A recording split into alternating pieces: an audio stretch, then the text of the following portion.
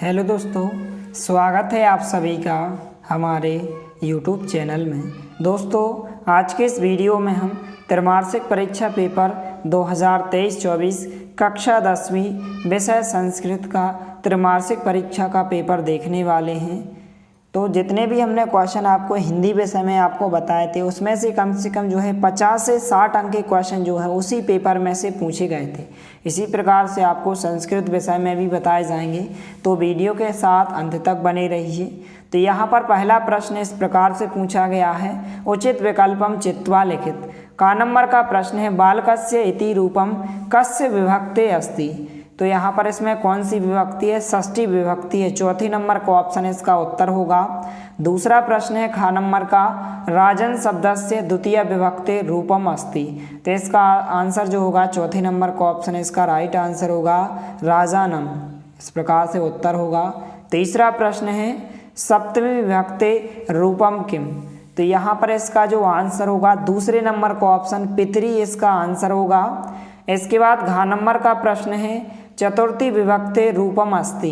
तो इसका जो आंसर होगा तीसरे नंबर का ऑप्शन बालका इसका राइट आंसर होगा। डा नंबर का प्रश्न है, खालिस्तान जीवनम दुर्भम अस्ति। तो यहाँ पर इसका जो उत्तर होगा तीसरे नंबर का ऑप्शन अत्र इसका राइट आंसर होगा।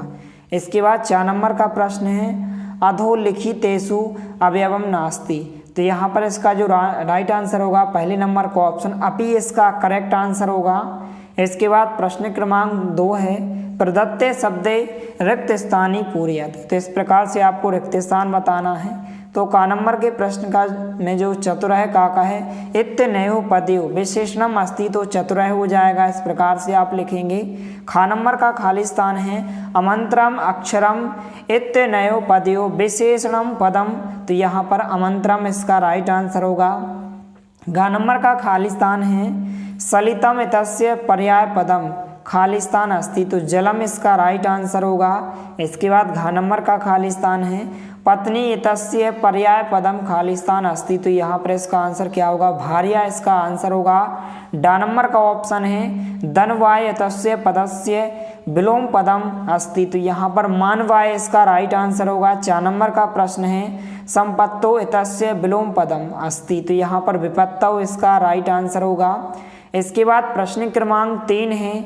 इस प्रकार से सही जोड़ियां पूछी गई हैं। तो यहाँ पर का नंबर के प्रश्न में है, अग्नि दग्ध है। तो इसका आंसर क्या हो जाएगा? यहाँ पर तत्पुरुष समास इसका राइट आंसर होगा। तो तत्पुरुष समास आप उत्तर में लगाएंगे। इसके बाद खा नंबर में दिया है इत्यादि। तो इसकी सही जोड़ी आप मिलाएंगे, यण संधि। यण संधि इसका आंसर होगा। गा नंबर का है, गाय का है। तो गाय का है क्या है? एक अयादि संधि है। तो आप अयादि संधि से मिलाएंगे। घा नंबर में है चौराद्वयम। तो इसका आंसर क्या होगा? पंचमी तत्पुरुष से आप मिलाएंगे। इसके बाद डा नंबर का है, नर प्लस इंद्र है। तो यह क्या हो जाएगा? गुण संधि हो जाएगा। इस प्रकार से आप गुण संधि से मिलाएंगे। और राम लक्ष्मण द्वंद्व समास होगा। क्या होगा? द्वंद्व समास। तो इस प्रकार से सही जोड़ियां हो जाएंगी। और सभी विद्यार्थियों से निवेदन है कि यदि आप हमारे चैनल पर नए हैं तो प्लीज़ चैनल को सब्सक्राइब कीजिए, क्योंकि चैनल के माध्यम से आपको इंग्लिश, गणित और आपके अर्धवार्षिक और वार्षिक परीक्षा की तैयारी अच्छे से करवाई जाएगी। इसके बाद जो है प्रश्न क्रमांक 4 है, एक पदेन उत्तरम लिखित। का नंबर का प्रश्न है, आगत्य इत्यस्मिन् पदे प्रत्यय अस्ति। तो कौन सा प्रत्यय होगा? लिय प्रत्यय होगा। खा नंबर का प्रश्न है, लिय प्रत्यय से एकम उदाहरणम लिखित। तो यहाँ पर प्रदाय होगा। गा नंबर का प्रश्न है, बालिका इत्यस्मिन् पदे प्रत्यय अस्ति। तो टाप प्रत्यय होगा। घा नंबर का प्रश्न है, केशाम संपत्तो चा एक रूपता। तो यहाँ पर महताम होगा। डा नंबर का प्रश्न है, कुशलभाव कम उपसृत्य प्रमता है। तो यहाँ पर रामम होगा। 4 नंबर का प्रश्न है, दुर्बले सुते कस्या अधिका कृपा भक्ति। तो मातु है होगा। यहाँ पर इस प्रकार से आप उत्तर में मातु है लिखेंगे। इसके बाद 5वां प्रश्न है, शुद्ध वाक्या नाम समक्षम आम अशुद्ध वाक्या नाम समक्षम ना इति लिखित। का नंबर का प्रश्न है, भवेयु इति धातु रूपे बहुवचनम अस्ति। तो यह क्या हो जाएगा? सत्य होगा। अर्थात आप उत्तर में क्या लिखेंगे? आम लिखेंगे। खा नंबर का प्रश्न है, यास्तु इत्यस्मिन् पदे एक वचनम अस्ति। तो यह कथन भी आपका क्या होगा? आम होगा। अर्थात सत्य होगा। इसके बाद ग नंबर का प्रश्न है गमिष्यति इति पते लट लकार अस्ति। तो यहाँ पर ग नंबर का जो प्रश्न होगा ना होगा, तो आप उत्तर में क्या लिखेंगे, ना लिखेंगे। इसके बाद घ नंबर का प्रश्न है भविष्यति इति पदे लट लकार अस्ति। तो यहाँ पर इसका आंसर क्या होगा, आम होगा, अर्थात यह कथन क्या होगा, सत्य होगा। इसके बाद ड नंबर का प्रश्न है प्रहार है इत्यस्मिन् पदे प्रा उपसर्ग अस्ति। तो यह कथन क्या होगा, आम होगा, अर्थात यह कथन क्या होगा, सत्य होगा। इसके बाद 4 नंबर का प्रश्न है उपवनम इति पदे उप उपसर्ग अस्ति। तो यह कथन क्या होगा, आम होगा, अर्थात यह कथन सत्य होगा। इसके बाद 2-2 अंक के क्वेश्चन है। इस प्रकार से प्रश्न क्रमांक 6 है कवि किमर्थम प्रकृते शरणम इच्छति। अथवा में पूछा गया है लोके महतो भयात का मुच्यते। तो इन प्रश्नों को आपको तैयार करना है। इसके बाद जो है प्रश्न क्रमांक 7 है, जो कि 2 अंक में पूछा गया है।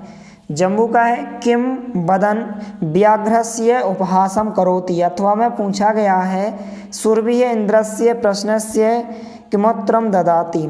इसके बाद प्रश्न क्रमांक 8 है कृषक है किम करोति इसमें। अथवा में जो पूछा गया है माता सुरभि है किमर्थम अक्षुणी मुचती इसमें। इसके बाद प्रश्न क्रमांक 9 है नारायण प्रथम शत्रु का। अथवा का क्वेश्चन है यदि राजा सम्यक न भवति तदा प्रजा कथम विप्लवेत। इसके बाद प्रश्न क्रमांक 10 पूछा गया है, यहाँ पर निर्धन है जनय कथम विपत्ति उपर्जितवान। इसके बाद प्रश्न क्रमांक 11 है रेखांकित पदामाधर्त्य प्रश्न निर्माणम कुरुत। कोई 2 आपको प्रश्न निर्माण करना है, 2 अंक में क्वेश्चन है। प्रश्न क्रमांक 12 इस प्रकार से है अधोलिखितानि वाक्यानि कहा कम प्रति कथयति। 3 क्वेश्चन है इस प्रकार से, कोई भी आपको 2 क्वेश्चन के उत्तर आपको लिखना है। इसके बाद प्रश्न क्रमांक 13 प्रश्नपत्ते समागतान श्लोकान विहास स्वपाठ पुस्तकस्य सुभाषी द्वयम लिखे। 2 श्लोक आपको लिखना है, कोई भी सुभाषितानि 2 श्लोक। प्रश्न क्रमांक 14 अधोलिखिता नाम अशुद्ध कारक वाक्या नाम शुद्धिकरणीय। कोई 2 आपको वाक्य शुद्ध करके लिखना है। इस प्रकार से इसमें 5 वाक्य दिए गए हैं, कोई भी 2 वाक्य को आपको शुद्ध करके लिखना है। प्रश्न क्रमांक 15 है प्रदत्ते शब्दे रिक्त स्थान पूर्ति कुरुत। कोई 4 शब्द आपको यहाँ पर रिक्त स्थानों की पूर्ति करना है। इस प्रकार से आप इनको अच्छे से तैयार करें। प्रश्न क्रमांक 16 है अधोलिखितानि वाक्यानि घटनाक्रम अनुसारण लिखित। 4 क्वेश्चन पूछे गए हैं, इस प्रकार से आप उत्तर लिखेंगे। प्रश्न क्रमांक 17 है वाच्य परिवर्तनम कुरुत। कोई 2 वाक्य आपको वाच्य परिवर्तन करना है। प्रश्न क्रमांक 18 है अधोलिखित गद्यासम पठित्वा प्रश्न नाम उत्तराणी संस्कृते लिखित। इस प्रकार से 3 अंक में क्वेश्चन पूछा गया है। इस गद्यांश को पढ़कर आपको जो नीचे 3 प्रश्न पूछे गए हैं इनकी आपको उत्तर लिखना है। अथवा में आप चाहें तो इसको भी कर सकते हैं, इसमें भी आपको एक गद्यांश दिया गया है, 3 क्वेश्चन पूछे गए हैं, तो आप इसको पढ़कर इसमें से आप उत्तर लिख सकते हैं। प्रश्न क्रमांक 19 है अधोलिखितम श्लोकम पठित्वा प्रश्न नाम उत्तराणी संस्कृते लिखित। इस प्रकार से प्रश्न पूछे गए हैं। इस श्लोक को पढ़कर आपको 3 क्वेश्चन के उत्तर आपको लिखना है। इसके अथवा में पूछा गया है, तो इस प्रकार से अथवा में से आप कोई भी एक कर सकते हैं। इसके बाद प्रश्न क्रमांक 20 है अधोलिखितम नाट्यासम पठित्वा प्रश्न नाम उत्तराणी संस्कृते लिखित। इस प्रकार से आप इन प्रश्नों के उत्तर लिखेंगे। प्रश्न क्रमांक 21 में जो है आपको एक अपठित गद्यांश दिया गया है। 5 क्वेश्चन पूछे गए, इनके उत्तर आपको इस अपठित गद्यांश को पढ़कर आपको बताना है। इसके बाद प्रश्न क्रमांक 22 में जो है स्वस्य प्राचार्यस्य कृते छात्रवृत्त्यर्थम एकम प्रार्थना पत्र आपको लिखना छात्रवृत्ति के लिए। अथवा में स्वमित्रा एकम शुभकामना पत्रम संस्कृत भाषा। शुभकामना पत्र मित्र के लिए आपको एक पत्र लिखना है। प्रश्न क्रमांक 23 में निबंध पूछा गया है, तो इसमें से आपको संस्कृत भाषा महत्तम का और महाकवि कालिदास का, इन दोनों को अच्छे से तैयार करना है। 4 अंक में पूछा जाएगा। अब इसके बाद जो अपठित गद्यांश पूछा गया था इस प्रकार से शरीरम धर्मस्य। इसके उत्तर यहाँ पर आप देख सकते हैं कुछ इस प्रकार से 5 प्रश्नों के उत्तर दिए गए हैं। 5 प्रश्न और 5 प्रश्नों के नीचे उत्तर दिए गए हैं, तो आप इनका फटाफट से स्क्रीनशॉट ले लीजिए इस प्रकार से। इसके बाद जो है प्रश्न क्रमांक 22 में आपसे एक आवेदन पत्र पूछा गया है इस प्रकार से, तो इस प्रकार से आप आवेदन पत्र लिखेंगे।